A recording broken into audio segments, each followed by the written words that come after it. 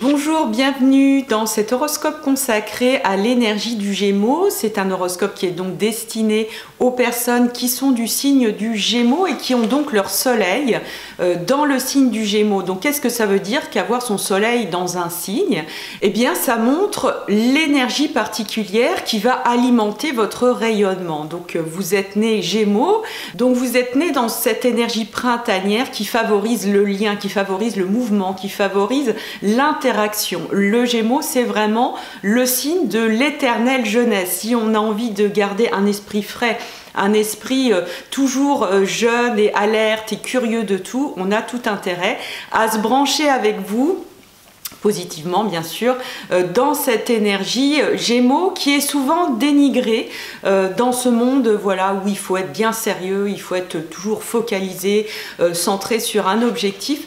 On en a oublié à quel point cette énergie Gémeaux, elle est absolument vitale, et le fait de rejeter cette énergie, mais vous allez voir cette année, vous prenez vraiment le premier plan, hein. On va regarder un petit peu ce qui se passe dans le ciel, vous allez pouvoir vraiment montrer à quel point il y a du sacré dans cette légèreté. Et donc le fait de dénigrer cette énergie, c'est vraiment absolument néfaste socialement, hein. C'est ce qui crée les conflits, hein, parce que dans le Gémeaux, il n'y a pas de conflit. Dans le Gémeaux, alors ça ne veut pas dire que les Gémeaux ne se mettent pas en conflit, parce que bien entendu, on est bien plus que notre signe solaire. Là, on se branche uniquement donc dans votre côté solaire, votre côté lumineux en tant que Gémeaux, mais en tant qu'individu, vous êtes tous les signes, c'est-à-dire que vous êtes une complexité, heureusement d'ailleurs, hein, parce que si on était monobloc, voilà, moi je suis Capricorne, donc je suis que Capricorne, toi t'es Lion, donc t'es que Lion, ça serait un peu triste et ça serait pas très intéressant. Mais voilà, le signe du Gémeaux, cette énergie Gémeaux, elle n'est pas dans le conflit. Au contraire, j'imagine deux grands dirigeants, on va dire, qui ont chacun le bouton atomique dans la main et à un moment, bah voilà, quoi, ils se regardent et ils se disent non mais stop, mais qu'est-ce qu'on fait là? C'est du délire. Et commencent à se taper dans le dos. Et se dire mais n'importe quoi, voilà, ça c'est Gémeaux, le Gémeaux sauve le monde à tout instant. Donc là je prends un exemple extrême, mais à tout moment, dans des moments où ça va être très sérieux, ou dans cette énergie opposée qui vous polarise en positif, mais parfois aussi qui exprime des choses négatives, qui est le Sagittaire, hein, parce que le Sagittaire, donc qui est votre signe opposé, on le voit comme un signe extrêmement enthousiasme qui nous emmène dans la réalisation de nos projets, de nos rêves, dans une vision, etc. Si ce Sagittaire n'est pas polarisé par votre énergie, c'est extrêmement dangereux, hein. Vous sauvez le monde. Moi, c'est vraiment quelque chose que j'ai envie d'affirmer, hein. On aurait tendance à dire, oui, ceux qui sauvent le monde, c'est des gens très sérieux, ceux qui vont vraiment planifier, faire les choses comme il faut, ou faire les choses avec le cœur. Alors aussi, bien sûr, parce qu'on a besoin de toutes les énergies, mais on aurait bien tort de penser que l'énergie du Gémeaux est accessoire. Je reprends mon exemple avec ce signe du Sagittaire qui est effectivement très enthousiasmé, très focalisé, qui a des objectifs qui nous emmènent dans une direction merveilleuse, etc., etc. Si c'est pas polarisé par un Gémeaux qui justement va être dans cette joie, cette légèreté, cette joie de vivre toute simple, hein, sans avoir besoin d'aller approfondir une relation, d'aller construire dans une relation, voilà, mais vraiment juste la joie de l'instant, de profiter d'une personne, de profiter d'une fleur et puis de passer ensuite à autre chose. Ça butine beaucoup le Gémeaux. C'est vraiment hyper intéressant dans cette polarisation avec le Sagittaire, parce que je reviens à mon Sagittaire, hein, je fais les allers-retours, vous avez compris, mon Sagittaire dans son énergie, je dis pas que les Sagittaires sont comme ça, mais dans l'énergie Sagittaire, si c'est pas polarisé par le Gémeaux, bah, le Sagittaire, ça se prend sérieusement au sérieux. Pour le coup, ça peut se sentir missionné, porteur d'une mission divine. Et là, c'est là que ça devient un tout petit peu dangereux quand même, hein, quand on se sent porteur d'une mission divine pour laquelle la fin justifie les moyens et on y va. Et voilà, ça peut être vraiment extrêmement dangereux quand on se prend autant au sérieux, quand on se sans porteur d'une philosophie, d'une religion, d'une idée, d'une valeur, d'un parti politique ou j'en sais rien. Ce qui ne veut pas dire, encore une fois, qu'il ne faut pas porter des valeurs, qu'il ne faut pas, je dirais, s'insérer dans une philosophie, dans une religion et tout ça. Je ne dis pas ça du tout, parce qu'il faut de tout. Encore une fois, moi, c'est ce que je crois profondément. Mais c'est si c'est pas équilibré, que c'est dangereux, pas équilibré, par ce Gémeaux qui dit à un moment, oui bien sûr on va porter ces valeurs, oui bien sûr on va réaliser ce projet et on va y mettre toute notre foi, tout notre enthousiasme, on va fédérer autour de nous, hein, ça c'est très Sagittaire. Mais si à l'intérieur, on a simplement oublié de se relier avec humour, de se relier avec dérision, de rester curieux, de rester souple d'esprit, hein, parce que dans le Sagittaire, on n'est pas forcément très souple d'esprit, hein, on démord pas de son objectif. Ce que j'essaye de vous faire sentir, c'est que cette énergie dont vous êtes porteur, cette énergie qui parfois est rejetée, hein, parce que voilà, il faut être profond, il faudrait être sérieux, etc.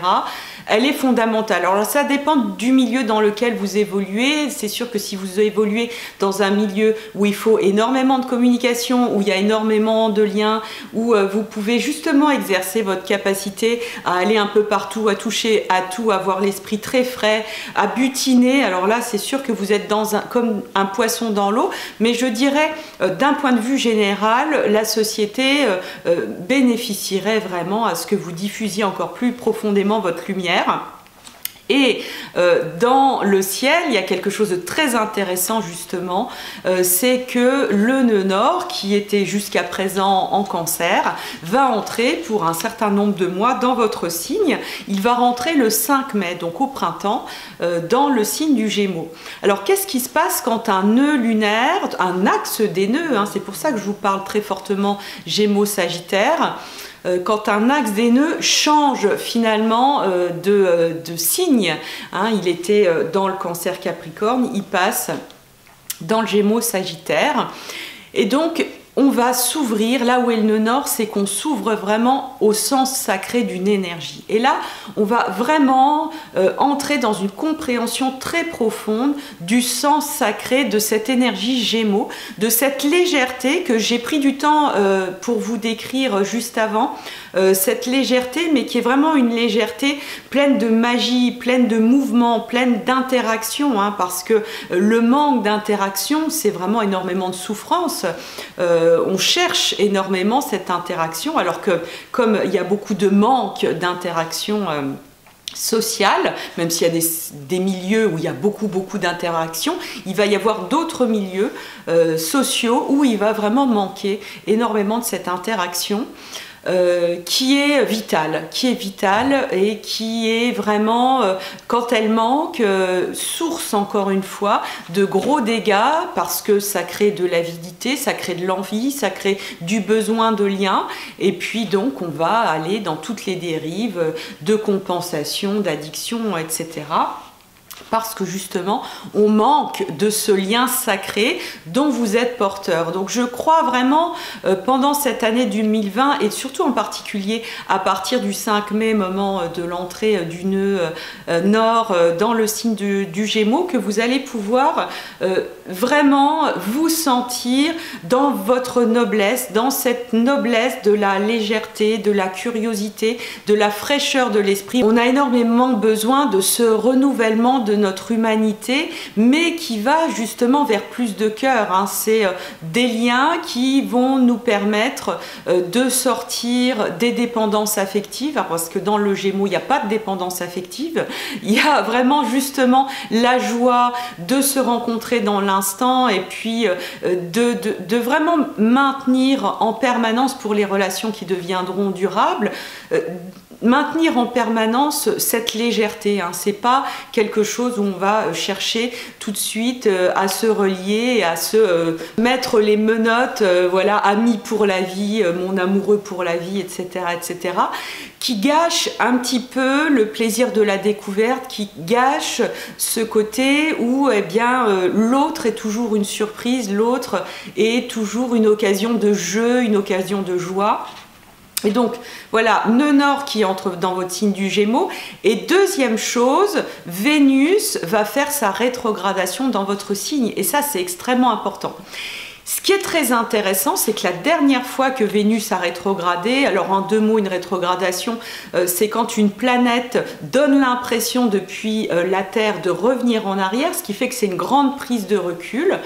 En ce qui concerne Vénus, c'est vraiment la relation, l'attraction, la relation amoureuse, l'amour en général, l'harmonie. Et en tout cas, c'est une planète qui est évidemment très intéressante. La dernière rétrogradation de Vénus qui a eu lieu en 2018 s'est fait dans le signe du Scorpion, qui est un signe qui est vraiment aux antipodes relationnels du signe du Gémeaux. Dans le Scorpion, on va en profondeur. On va vraiment dans les noirceurs, on essaye de connecter à l'autre dans ses ombres, on contacte nos propres ombres, etc. On contacte le pouvoir, il y a les sentiments de possession, de jalousie, etc. qui peuvent ressortir.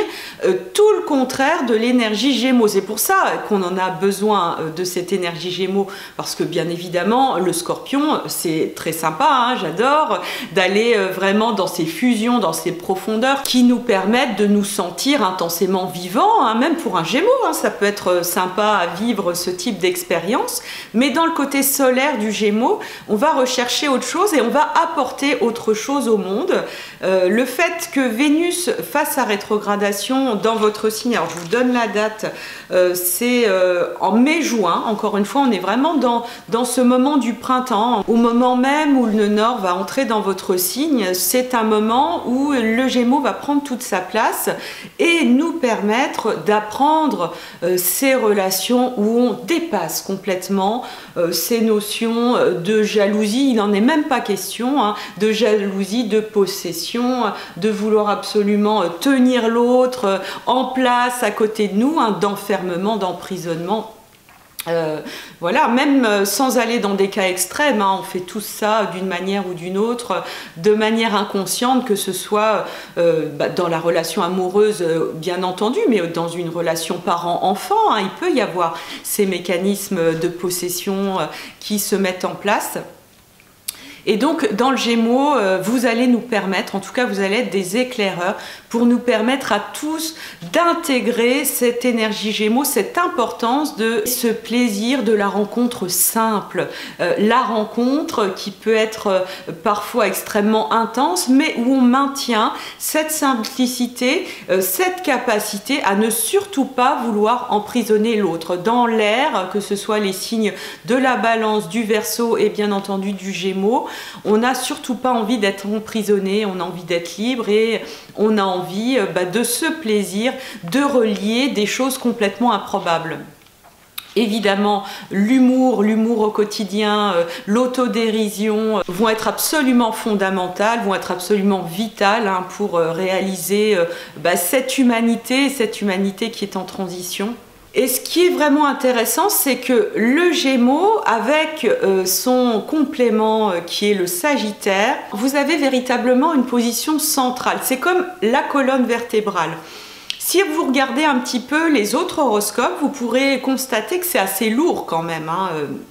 Les énergies de 2020, on est focalisé sur le Capricorne qui voilà, a beaucoup de choses qui se passent, hein. Dans le Verseau, Saturne va entrer, dans le Poisson, eh bien, il y a Neptune qui est là depuis un moment, dans le Bélier, Mars va faire sa rétrogradation, donc là aussi pas mal de tensions, dans le Taureau, il va y avoir Uranus, et puis vous êtes vraiment placé comme une colonne vertébrale dans le zodiaque, avec toute une moitié du zodiaque qui a des planètes très lourdes, et puis l'autre moitié où les planètes éloignées sont absentes. On a vraiment le zodiaque qui est divisé en 2 parties.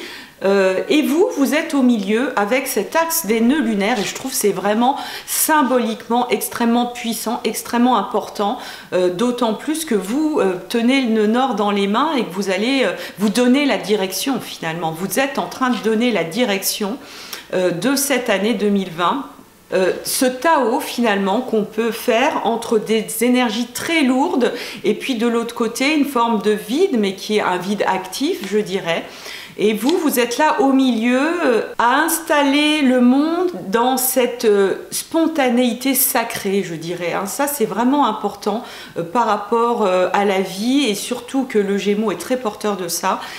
Dans l'instant présent, vous êtes dans une pure spontanéité, un pur génie de la parole juste au bon moment qui va dénouer des choses incroyables. Moi, je pense que dans ce verbe dont vous êtes porteur, ce verbe qui peut sembler très léger, ça peut être une simple plaisanterie, ça peut être quelque chose qui paraît absolument anodin, mais qui sort de vous parce que voilà, vous incarnez ce côté solaire, et qui peut de manière absolument incroyable et magique dénouer un gros conflit, dénouer de fortes tensions, et puis amener beaucoup de légèreté dans des ambiances extrêmement lourdes. Et ça va être vraiment votre force pour l'année 2020. Donc voilà, moi, ce que j'avais envie de vous dire aux personnes qui sont du signe du Gémeaux. En tout cas, moi, j'ai vraiment envie de vous dire que j'aime beaucoup votre énergie, qu'on va la découvrir et la redécouvrir. C'est pas forcément une énergie avec laquelle j'ai toujours été très familière, mais plus je découvre,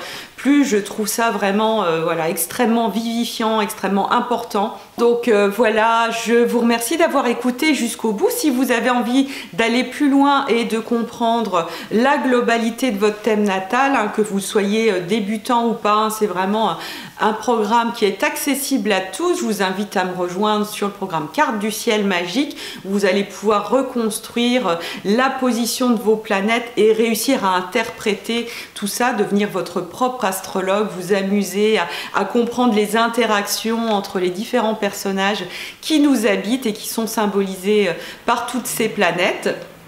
Voilà, la description avec une vidéo très détaillée des témoignages se trouve en dessous de cette vidéo. Vous avez un lien direct vers ce programme. Je vous retrouve toute l'année avec les astro-énergies du mois, donc n'hésitez pas à vous abonner à ma chaîne. Je vous embrasse très très fort, à très bientôt.